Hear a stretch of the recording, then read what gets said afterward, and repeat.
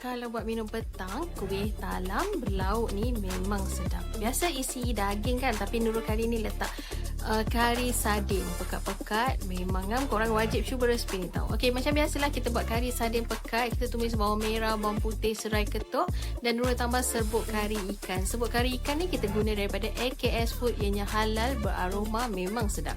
Tambahkan cili giling sikit, lepas tu letak air, tumiskan semuanya dah sebati, baru masukkan sardin. Okey, sardin tu kita pecah-pecahkan sikit, jangan terlalu besar. Macam ni lah. Lepas tu kita boleh tambah bahan perasa semualah, gula, cuka, garam kan. Lepas tu masak hingga kering macam ni. Untuk adunan kuih talam tu, ikut resipi ni sebiji-sebiji confirm jadi. Okey, Nurul blend je semuanya. Lepas tu kita tapiskan adunan.